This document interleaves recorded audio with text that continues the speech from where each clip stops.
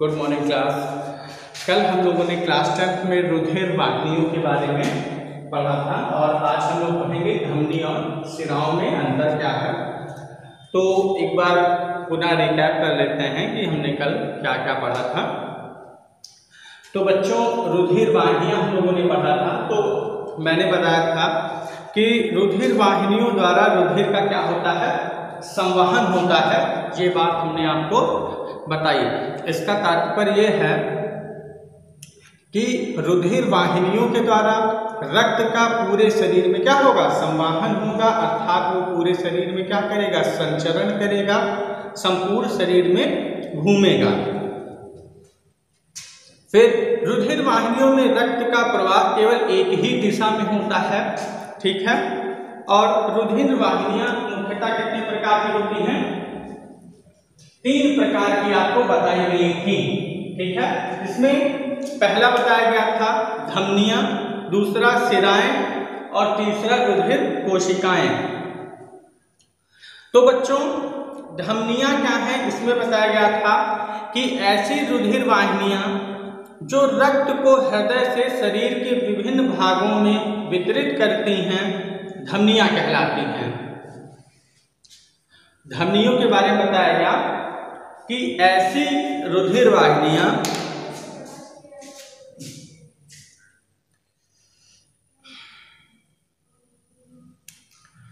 आपको बताया गया है धमनियों के बारे में। तो धमनियों में बताया गया कि ऐसी रुधिर वाहिनियां जो रक्त को हृदय से शरीर के विभिन्न भागों में पहुंचाती हैं, उन्हें हम लोग क्या कहते हैं, धमनियां कहते हैं। फिर नेक्स्ट पॉइंट बताया गया शिराएं क्या हैं। तो शिराओं में आपको बताया गया कि ये क्या करती हैं, ये संपूर्ण शरीर से एकत्रित अशुद्ध रक्त को हमारे हृदय तक पहुंचाती हैं शुद्ध होने के लिए। तो ये, और तीसरा पॉइंट आपको बताया गया रुधिर कोशिकाएं क्या हैं। तो बताया गया था कि इसमें कि जो धमनियां होती हैं वो शिराओं पर पतली शाखाओं में बढ़ जाती हैं, जिन्हें धमनियां कहते हैं, जो ऊतकों में प्रवेश कर पुनः विभाजित होकर कोशिकाएं बनाती हैं। तो कोशिकाएं पुनः कोशिकाएं बनाती हैं। रुधिर कोशिकाएं क्या, हमने बताया पतली झिल्ली वाली होती हैं, जिनकी जो भित्ति होती है वो पानी घुलित पदार्थ कार्बन डाइऑक्साइड के लिए पर्याप्त होती है।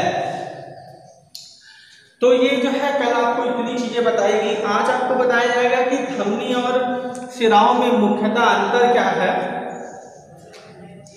तो बच्चों, धमनी और शिरा है क्या, वैसे तो आप इसके बारे में थोड़ा थोड़ा क्या है जानते हैं, क्योंकि हमने धमनी और शिरा के बारे में क्या है आपको अभी तुरंत बताया है कि धमनी क्या है और शिरा क्या है। धमनी का कार्य हमने आपको बताया है कि ये क्या करती है, जो हृदय से शुद्ध रक्त को हमारे शरीर में क्या करती है, प्रवाहित करती है, संचारित करती है। और शिराओं के बारे में अभी हमने बताया कि ये क्या करती हैं, शरीर से एकत्रित अशुद्ध रक्त को हृदय तक पहुंचाने का कार्य करती हैं। ये चीज हमने आपको अभी पहले बताई। और अब इसके कुछ मुख्य जो अंतर है दोनों में वो बताए जाएंगे। तो बेटा, पहला जो इसका अंतर है वो क्या है, शरीर को हृदय से अंगों तक ले जाती है। कौन, अर्थात धमनी का कार्य क्या होता है, रुधिर को हृदय से अंगों तक ले जाना। और शिराओं का कार्य क्या होता है, रुधिर को अंगों से हृदय में लाती है। रुधिर को अंगों से कहाँ लाती है, हृदय में लाती है। कौन, शिरा लाती है। जो नेक्स्ट इसका जो अंतर है वो क्या है, धमनी जो है विभाजित होकर धमनियां बनाती हैं। धमनी क्या करती हैं, धमनी विभाजित होकर क्या बनाती हैं, धमनिकाएं बनाती हैं। मतलब इसका मतलब यह है कि धमनी क्या है, सिंगल है, फिर वो क्या करेंगे, उसके सिराएं क्या होंगे, आप उसके सिरा क्या हो जाएंगे, तमाम सारी उसके सिरा क्या हो जाएंगे, विभाजित हो जाएंगे। तो वो क्या बन जाएंगे, धमनियां बन जाएंगी। और शिराओं का निर्माण छोटी छोटी सिराओं का निर्माण छोटी छोटी कशेरुकाओं में होता है। फिर नेक्स्ट अंतर बताया गया, धमनियों में शुद्ध रक्त बहता है। बिल्कुल, धमनियां क्या है, जब हृदय से क्या होगा, रुधिर निकलेगा तो कैसा निकलेगा, शुद्ध ही निकलेगा। और सिराओं में कैसा होता है, अशुद्ध रक्त बहता है। नेक्स्ट पॉइंट, धमनियों में रुधिर अत्यधिक दबाव में बहता है। और इधर और आपको सिरा में बताया गया, सिराओं में रुधिर कम दबाव में बहता है। फिर पांचवा लक्षण जो है आपको बताया जाएगा, धमनियों की भित्ति जो है मोटी व पतली होती है। धमनियों की जो भित्ति होती है वो कैसी होती है, पतली, मोटी व लचीली होती है। और सिराओं की जो भित्ति होती है वो कैसी होती है, पतली होती है। नेक्स्ट पॉइंट, छठा क्या है, जो धमनियां होती हैं वो गुलाबी व चमकीले रंग की होती हैं, जबकि सिराएं कैसी होती हैं, गहरी लाल व नीले रंग की त्वचा के पास स्थित होती हैं। सातवां जो पॉइंट है आपको बताया जाएगा कि क्या है, जो इनकी गुहा कैसी होती है, धमनियों की जो गुहा होती है वो सकरी तथा इनमें कपाट नहीं पाए जाते। और सिराओं में क्या है, इनकी गुहा चौड़ी होती है, इनमें कपाट पाए जाते हैं।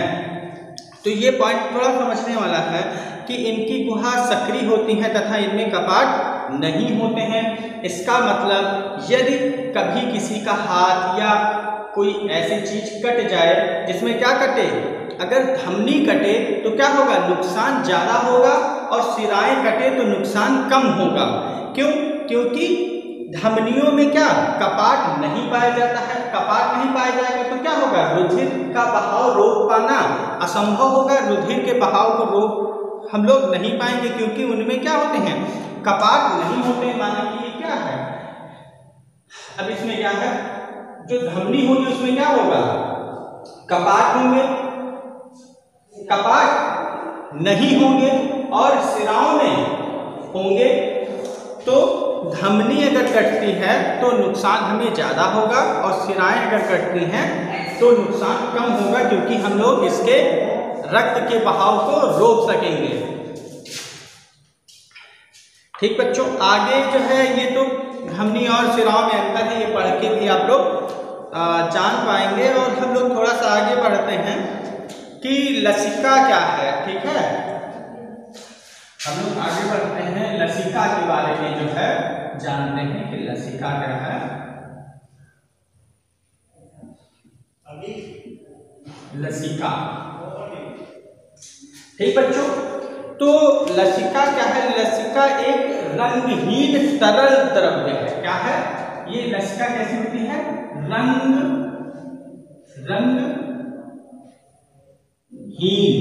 कैसी होती है, रंगहीन तरल। ठीक है, रंगहीन तरल द्रव्य होता है। क्या लसिका का, इसका मतलब क्या है, लसिका का कोई रंग नहीं होता है, ये एक तरल द्रव्य है जो ऊतकों तथा रुधिर वाहिनियों के बीच में रिक्त स्थान में पाया जाता है। तो अगर कोई पूछे लसिका कहाँ पाई जाती है तो हम उसे क्या बताएंगे कि ये रुधिर वाहिनियों तथा ऊतकों के बीच के रिक्त स्थान में पाई जाती है।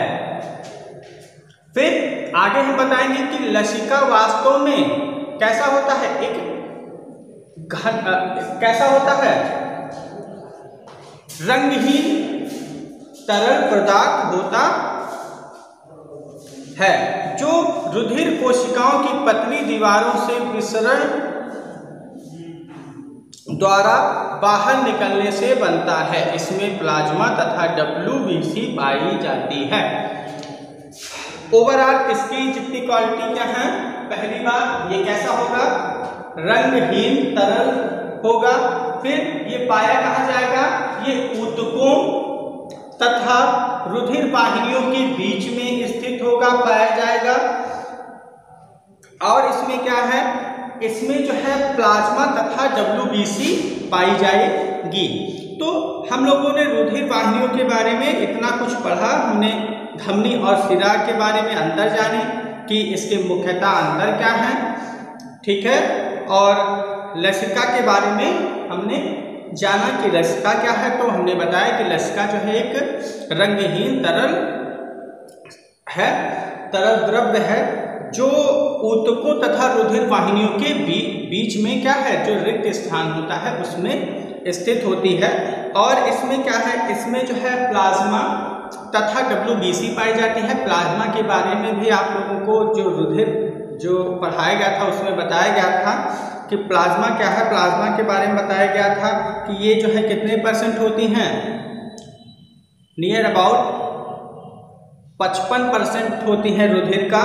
और WBC के बारे में ही बताया गया है कि ये क्या है, श्वेत रक्त कणिकाएं हैं जो कि हमारे शरीर में प्रतिरक्षा तंत्र को मजबूत करने का कार्य करती हैं, ठीक। प्रतिरक्षा तंत्र का मजबूत होना अर्थात इसका मतलब ये है कि हमारे शरीर में रोगाणुओं से लड़ने की क्षमता, ठीक है बच्चों। आज के लिए बस इतना ही।